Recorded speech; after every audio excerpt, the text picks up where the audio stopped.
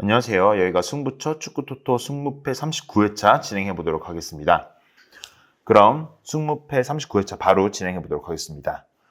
첫 번째 경기입니다. 바로 도쿄베르 대 나고야의 경기인데요. 먼저 도쿄베르 살펴보면 지난 경기 히로시마를 상대로 1대4를 패배한 도쿄베르입니다. 지난 경기 내내 상대에게 주도권을 내주면서 많은 위협을 당했고요.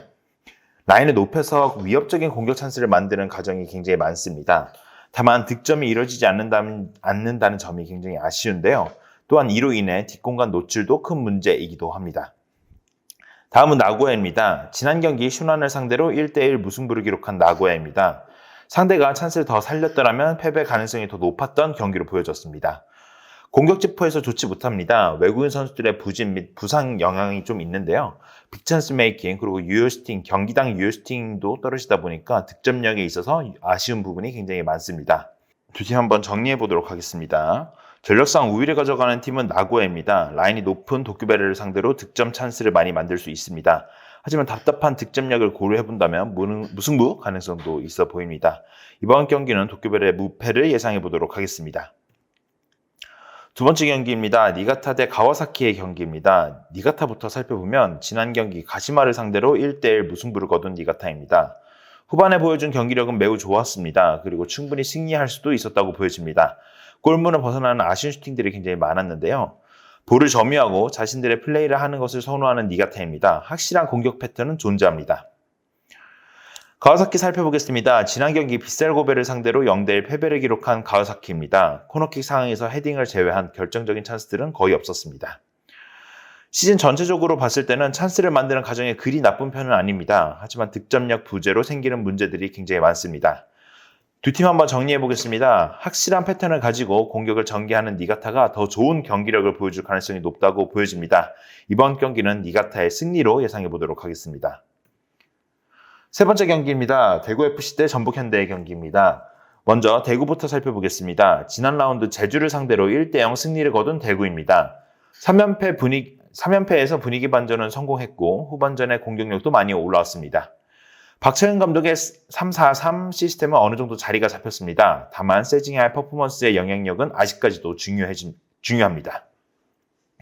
전북 살펴보겠습니다. 주중 펼쳐진 코리안컵 16강에서 김포를 상대로 0대1 패배를 기록한 전북입니다. 일부 로테이션을 가동하긴 했으나 패배를 기록할 스쿼드는 절대 아니었습니다. 득점력 개선이 굉장히 필요하고요. 수비 실수도 개선할 필요가 있습니다. 후방 지역에서 빌드업을 전개하는 과정에서 실수가 굉장히 많습니다. 이런 부분을 좀 해소하기 위해서 한국형 선수를 영입을 했습니다. 두 팀 정리해 보겠습니다. 아직까지 불안한 대구를 상대로 전북의 전력은 더 강하다고 보여집니다. 다만 로테이션을 가동했지만 체력적인 여파가 있을 것으로 보이고 대구의 강한 압박에 고전할 가능성이 있기 때문에 이번 경기는 무패로 예상해 보도록 하겠습니다. 네 번째 경기입니다. 이와타 대 세로소 오사카의 경기입니다. 먼저 이와타부터 살펴보겠습니다. 지난 경기 FC 도쿄를 상대로 1대1 무승부를 거둔 이와타입니다. 전반전에 몰아치는 부분들이 보였지만 후반전에는 상대에게 완전히 주도를 내준 경기였습니다. 공격진의 퀄리티가 떨어집니다. 팀의 최다 득점자인 저메인묘가 한 달 만에 복귀를 하긴 했지만 아직까지 폼이 올라오지 못한 상황입니다. 세로소 오사카 보겠습니다. 지난 경기에 우라와 레즈를 상대로 2대1 승리를 거둔 세로소 오사카입니다. 두 골 모두 엄청난 슈퍼 원더골이었습니다. 시즌 전체적으로 레오의 득점력은 대단한 세로소 오사카지만 공격 작업이 매우 매끄러운 팀은 아닙니다. 경기당 유효슈팅도 꽤나 떨어지는 팀이며 빅찬스 메이킹도 떨어지는 세로소 오사카입니다.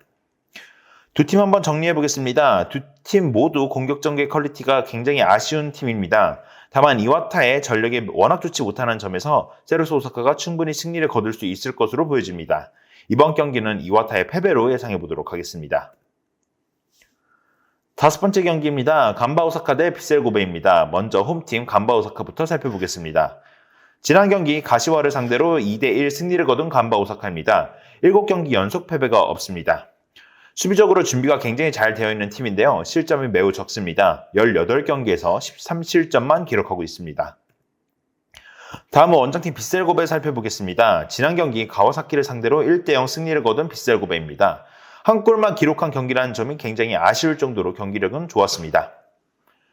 빗셀고베도 실점이 매우 적은 팀 중 하나입니다. 18경기에서 13실점으로 간바 오사카랑 똑같은데요. 또한 공격 찬스도 많이 만드는 편이라 리그 내에서 가장 막강한 팀 중 하나로 보여집니다. 두 팀 한번 정리해 보겠습니다. 어려운 경기가 될 것으로 보여집니다. 특히 두 팀 모두 수비에서 좋은 모습을 보여준다는 점에서 무승부 가능성이 높은 경기가 될 것으로 보여집니다. 다만 빗셀 고베의 퀄리티가 워낙 좋다는 점을 고려해 봤을 때 승리 가능성도 있어 보입니다. 그래서 이번 경기는 간바 오사카의 무패로 예상해 보도록 하겠습니다. 여섯 번째 경기입니다. 우라와 대 가시마의 경기인데요. 홈팀 우라와부터 살펴보겠습니다. 지난 경기 세로소 오사카를 상대로 1대2 패배를 기록했습니다. 상대팀의 원더골로 패배를 기록하긴 했지만 경기력도 답답하긴 했습니다. 최근 전적에 있어서 1무 2패지만 상대 팀들이 막강한 팀들을 많이 상대했습니다. 실질적 경기력에 있어서는 꽤 좋은 평가를 받고 있는 이번 시즌입니다. 경기당 유효슈팅이 리그 내에서 2위를 기록하고 있고요. 빅찬스 메이킹도 리그 내 4위를 기록하고 있습니다. 원정팀 가시마 살펴보겠습니다. 지난 경기 니가타를 상대로 1대1 무승부를 기록한 가시마입니다. 좋은 경기력과 위협적인 찬스를 많이 만들어내는 가시마인데요. 다만 위협적인 장면을 많이 내주기도 합니다. 득점력이 꽤나 준수한 가시마입니다. 특히 팀으로 만드는 득점이 굉장히 많은데요. 조직적으로 준비가 잘 되어 있는 팀 중 하나입니다. 두 팀 한번 정리해 보겠습니다. 직전 경기에서 아쉬운 모습을 보여주긴 했지만 경기력이 나쁘다고 보여지지는 않습니다. 다만 가시마의 득점력과 조직력을 상대했을 때는 우라와가 승리를 가져가기는 어려울 것으로 보여집니다. 이번 경기는 우라와의 무패로 예상해 보도록 하겠습니다. 일곱 번째 경기입니다. 가시와 대 산프히로의 경기인데요. 먼저 홈팀 가시와부터 살펴보겠습니다. 지난 경기 간바 오사카를 상대로 1대2 패배를 기록한 가시와입니다. 단단한 수비를 가진 팀을 상대로 많은 슈팅을 가져갔지만 위협적인 장면은 많이 만들어내지 못했습니다.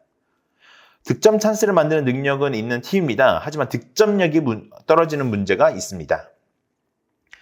다음은 원정팀 산프히로입니다. 지난 경기 요코하마 마리노스 상대로 2대3 패배를 기록했습니다. 수년 경기를 치르다 보니 주중에 펼쳐진 경기인데요. 52분 만에 퇴장이 나오면서 후반에 완전히 밀리는 경기를 보여줬습니다.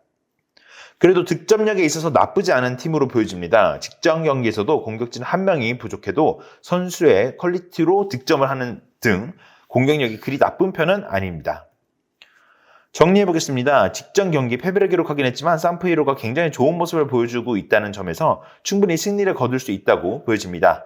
이번 경기 가시와의 패배로 예상해보도록 하겠습니다.